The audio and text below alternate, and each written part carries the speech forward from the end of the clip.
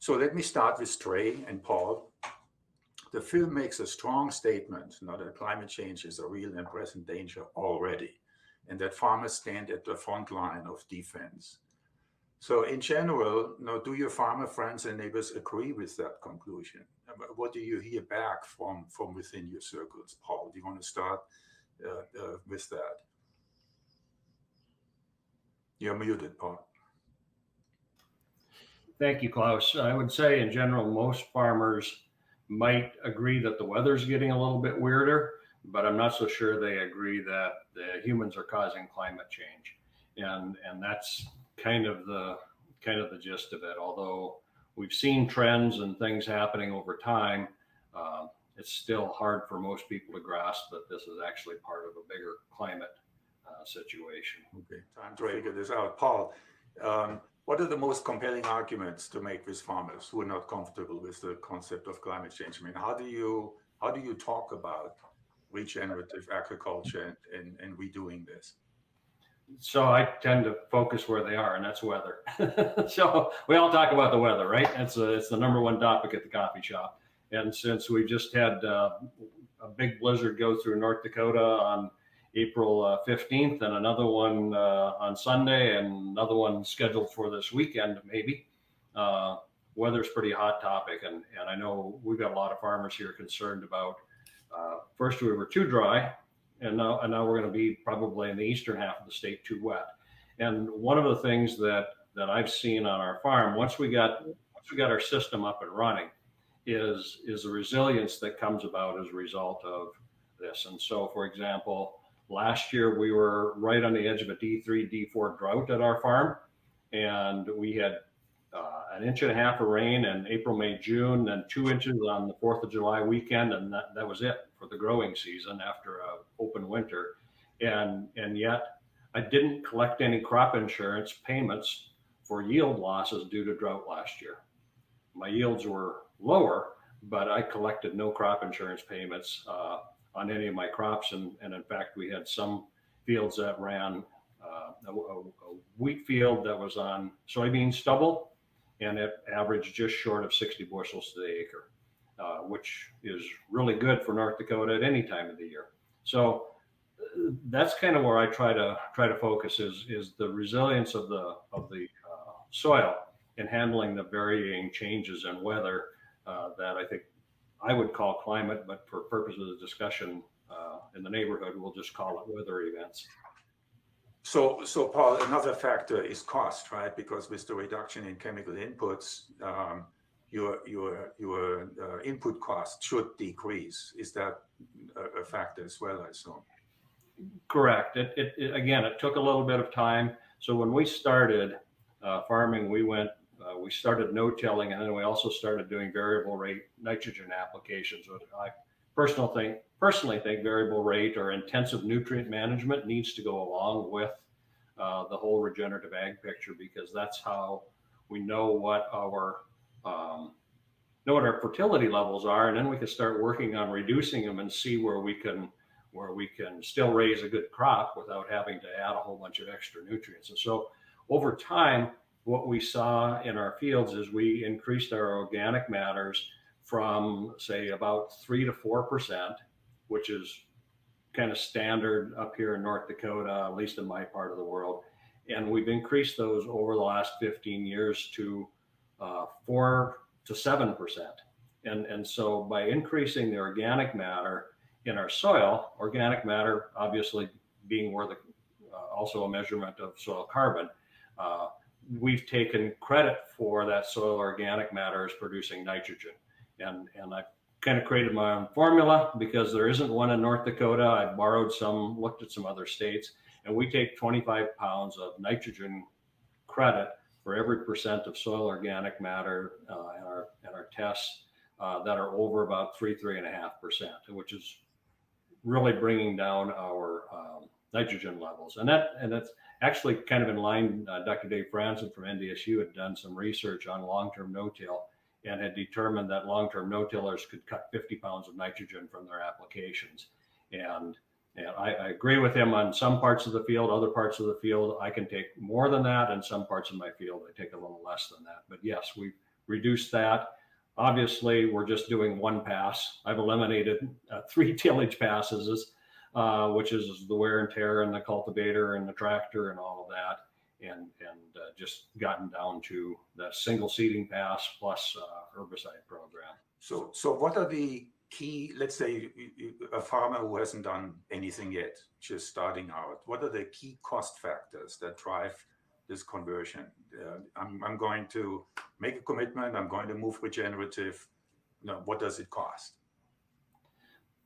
So the good thing compared to when I started is that most of the equipment today can handle no-till.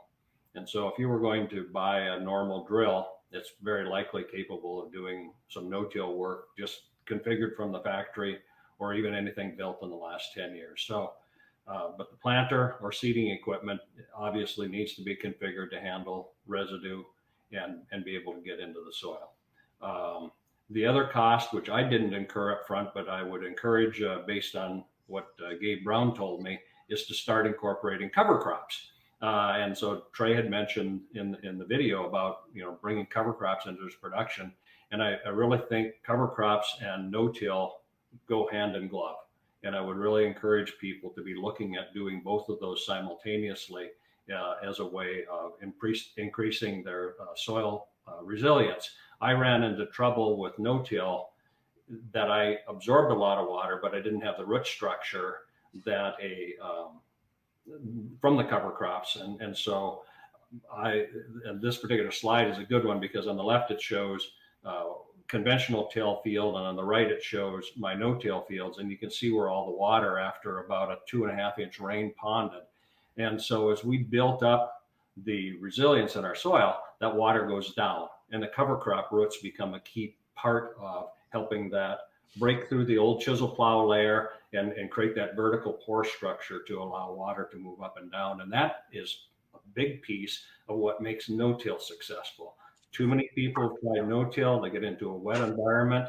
The no-till isn't working for them because they don't have that vertical movement of the water, and they say it's sticky and muddy and it doesn't work. Well, they're trying to convert a system, and it takes time. And it's a 5+ year process, but cover crops speed that up. I think what will be interesting to watch is when we talk about practice implementation, right? We've seen some funding there to help farmers actually learn about these practices and implement them, but we're going to need a massive more amount there from private and public sources, right? Because look at healthcare. I mean, every innovation in healthcare, we had universities pay to teach people how to do open heart surgery before we did open heart surgery, or whatever it's been on the healthcare side. And so we're going to need the same thing on the agriculture side. And we've seen some momentum there, but I think especially if some of those regulations come down that Seal was talking about, we will need that, and we will need it fast. But farmers, I mean, everyone hates regulations, right? I mean, the most difficult thing to do is get regulations through the political system at this point. I'm gonna let the farmers take that one. Yeah, so we're talking about voluntary, right? But so the other thing, of course, would be to engage, the end user. And so Steve was referring to this. Probably that would probably require some sort of certification process, so that you can communicate to the consumer the quality or the regenerative status, let's say the organic status of your product. But there's a lot of issues with organic for commodity crops in particular. So the Rodale benchmark for regenerative organic is really hard to achieve for commodities. So are there other certification standards that fulfill this purpose of communication to the consumer, to the eater, saying this is a healthful, responsibly raised product, and that matches what the farmer can actually do? Paul, you want to catch that? Sure. There's a couple of newer regenerative certification programs that have come on. One's out of a group located in Kansas and Oklahoma, Texas, and one's the Understanding Ag folks that I probably appreciate the most, because both of those organizations see the transition to regenerative agriculture as being a transition. It's not a suite of practices like organic. One of the challenges is it was kind of a checkbox program, right? But it also is going to be more difficult to certify a process. and how food companies can use that then in their marketing to put that on their label will be some of the challenges. But I like that. That's certainly something I'm going to be taking a look at. I've already had the advantage of working with General Mills because they came to us, and so I'm participating in their regenerative program. And now I have a flax buyer who's interested in sourcing flax that's grown regeneratively and incorporating that into their value stream. And they're adding premiums. And I should touch on that just a little bit. So some of the premium comes from pricing, but in the case of General Mills, they came alongside as partners and helped push me from where I was kind of in a comfort zone. And so for the last 5 years, they pushed me harder and brought in people that have been involved in the rest of the regenerative outside of just soil, dealing with wildlife and insects like Dr. Jonathan Lengren's work and understanding the role of insects. So now this year I've been negotiating to add pollinator strips into our farm. So that was one partnership. Now the partnership with the flax buyer, they're looking at paying just a flat fee per field or per acre, and then buying the product at a premium as well. And so that provides some of what we're talking about. If you've got to do some extra work, it's just based on the field, so that's a payment for that, but then a little premium on top for the product. It all provides an incentive to me to work a little harder at it. It's not, and I think that's one of the challenges here for people who are listening. All of these little pieces, not one of them alone is going to pick up the entire tab. There has to be an investment, but I think the farmer needs to make the investment because that's the way it's going to work over time. Now, some of these programs can help, but if you're not willing to make the buy-in, to try it at least, then you're not going to continue it. I've seen conservation programs abused by people who just did it for the money. And as soon as the money stream ran out on the quit payment, they quit doing the practice.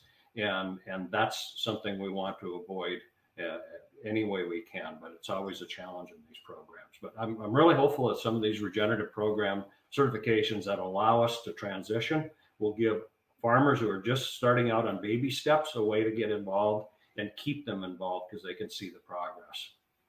That's interesting. So you're getting funding from multiple sources then as you move Yes. along. Okay. Trey, do you have anything to fill in here? No, I agree with what everybody said. I think that in addition to it, one thing that if we can get, I think it's like I view it as more like a stack stream, right? So if I get cover crop money from the state, then get a carbon market, then get a premium like Paul was talking about, or what Steele was talking about. I think what we need to get to is where we have multiple different facets of revenue going to the farmer to be able to make that transition, or once they're transitioned, to be able to deal with it. I think who pays for the certification is going to be important because it's going to be expensive, which I think that's one reason why I joined the carbon markets, is so that I had some type of reconciliation through all that process, and something that was going to do the blockchain and the technology and all those things behind the scenes, also pay me for it. But I think that we need to look at different sources. I'm involved in a organization called, I think it's RIPE, and they're trying to get government funding where they would pay farmers to no-till and cover crop. So I'm thinking that, and then couple that. And then I think also to Paul's point, we need to figure out if the farmer's doing a full rotation, 3 to 5 year rotation, is who's going to pay for each part of that rotation. So if I'm selling wheat to a flour mill and I'm selling that at a premium for regenerative's not a 1 year deal. It's a every year deal. So then the year that I go back to corn, where am I marketing my corn? Is someone going to help me stay certified in that, so that the wheat person or the flour person's not paying for all 3 years? They're paying for their year and then the next year and the next year, so that the farmer's going to have to form like some type of much larger collaboration where normally the end users don't speak. Whereas now I think someone's going to have to, whether it's Steele or whoever, help facilitate that group of folks to bring to the farmer to set up the market, so that we have multiple years worth of regenerative products and food and feed being sold into different marketplaces. So is the market already paying premiums for regenerative? products? Get any. I mean, I would love to be where Paul is, but I haven't done it. I mean, I keep pitching it. I mean, I pitch it nonstop, and I'm trying to pitch it without a premium at this point, just to get in the door. And I don't know where it is because I'm not organic.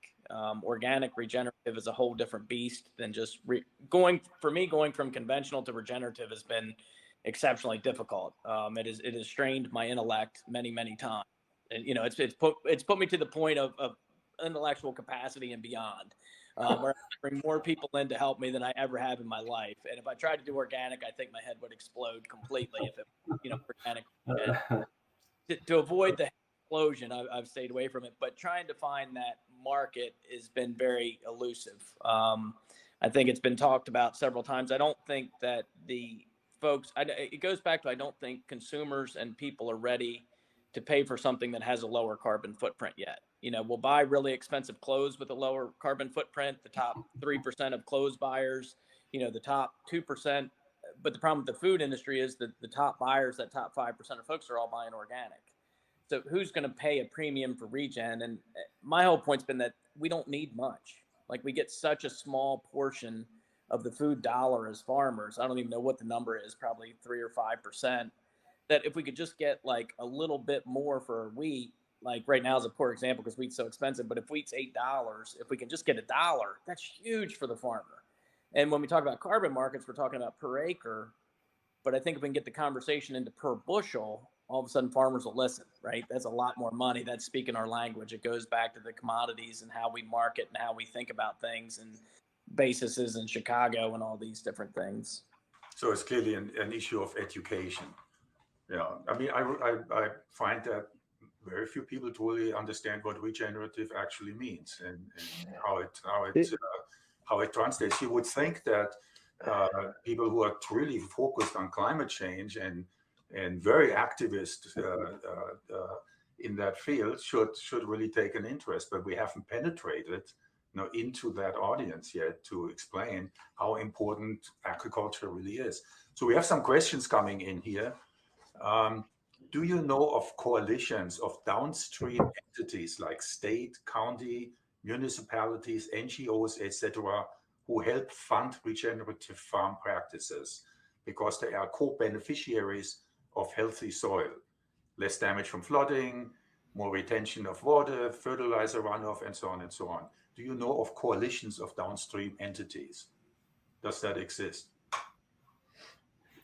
I sit on a soil conservation district board, and so I'm active in that group. And so there are of course a number of government programs that will pay for those pieces, and there's a number of watershed programs going on around the country, and that's what it takes in most cases to get active. And so Trey mentioned the Chesapeake Bay issue. I mean, that developed out of a whole bunch of folks involved in watershed concerns, and that's really where we get those coming from. I would desperately love to get one going in the Devil's Lake Basin area because we have a dead-end lake, and we keep pumping nutrients into that lake, and right now it's big, so they got diluted, but when that lake comes back down, it's going to be a mess, and that's the place to start it.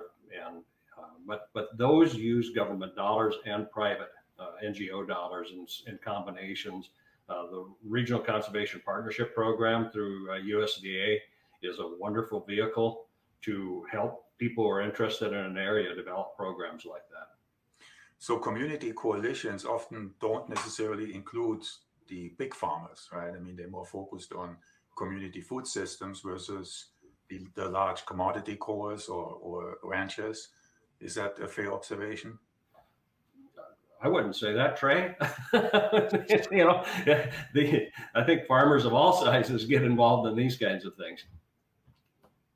Yeah, I don't think the size of the farm matters. I think that I think where I am, that not as much regenerative, but just the shore rivers and the vision of the river keepers moving in and having the whole social dynamic, I think, is what has led and spawned a lot of change and a lot of mentality of the farmers, is having that social pressure rather than regulation. And I think that if we can get the kind of circling back, if we get the farmer into the grocery store or get the farm system, get the food system more transparent, and you get that reflected back to the farmer, where the farmer becomes known, where the farmer tells their story that they're super proud of anyway.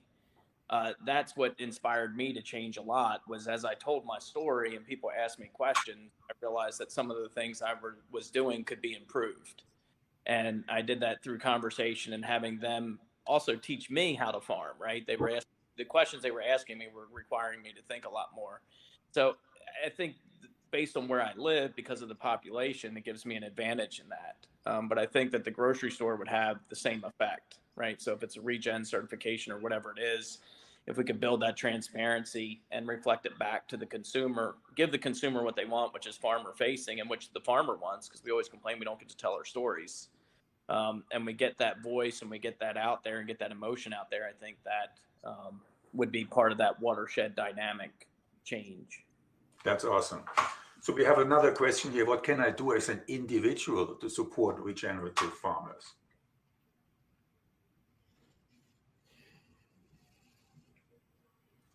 So we don't really have a certification program where I can see a product on the store, on the shelf, that I should buy. So how can I, as an individual, engage here beyond, let's say, your small scale, local community-based CSAs and so on? Yeah, and that's a good starting point. I mean, a lot of local food producers are very well managed. They still have some soil health issues, and not every local food producer uses regenerative practices by any means. That's a whole other project I'm involved in. But I think of particularly in the livestock industry, how the graziers are out there changing the dynamic and getting people to buy local beef that's grass fed, and all of those kinds of things. And I think that's a fantastic. The beef people have really taken the whole COVID supply chain thing and direct marketing and run with it. The guys in North Dakota that want to butcher an animal are anywhere from 6 months to a year out waiting time right now. And that's with added capacity in North Dakota with some of the COVID dollars expanded those. And so to me, they're kind of leading the way here. They're giving us, the rest of us people, a real idea of the potential in the market when consumers can match their food to the farmer who raised it and how it's raised. That's a big deal. Now, that's not going to replace the supermarket by any means, but it's a way for individual producers to express their preferences in the marketplace. And I'm pretty confident that the larger food companies are paying a lot of attention to what's going on in that realm. Okay.